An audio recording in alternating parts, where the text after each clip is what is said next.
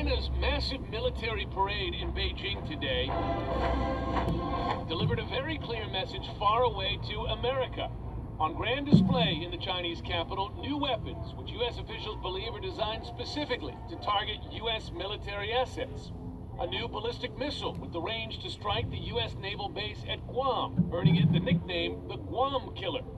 A new anti-ship ballistic missile, which analysts call the Carrier Killer, unveiled today for the first time. And high above, a flyover by China's new J-15 fighter, soon to be deployed on China's own new aircraft carrier, its first. All this today watched not just by China's elite, but Russian President Vladimir Putin.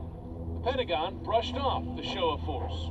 People know the strength of the United States, the strength of our military, and I think it's safe to say that we don't need to display it at parades necessarily for people to understand what the United States is capable of. Still, as President Obama gets ready to welcome the Chinese president to Washington for a full state visit later this month, China is increasingly flexing its military muscle far from its shores.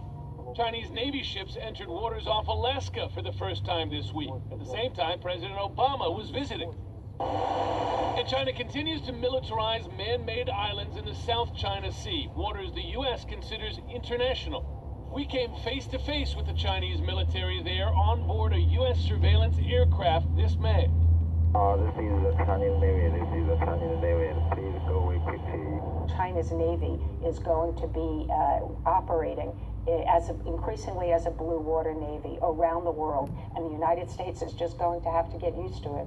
Though today's ceremony did not mention the U.S., a Chinese company produced this video showing a Chinese attack on forces very much resembling American ones, with an overwhelming Chinese victory.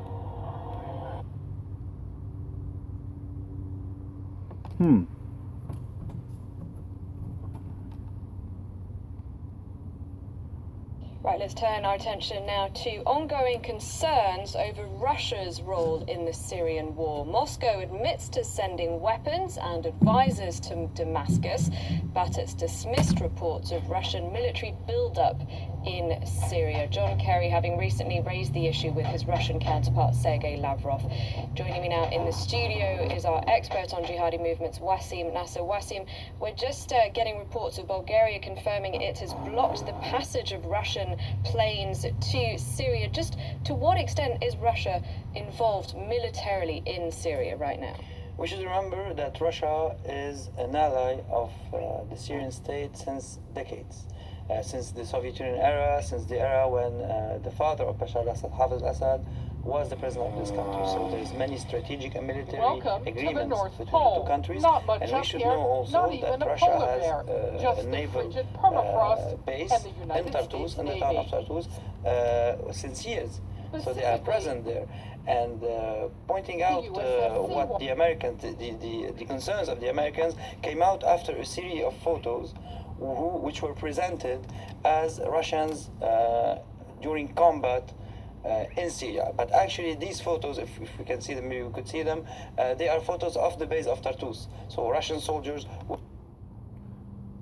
For your up-to-date news of world events that may lead to the next world war, visit worldwar3news.com.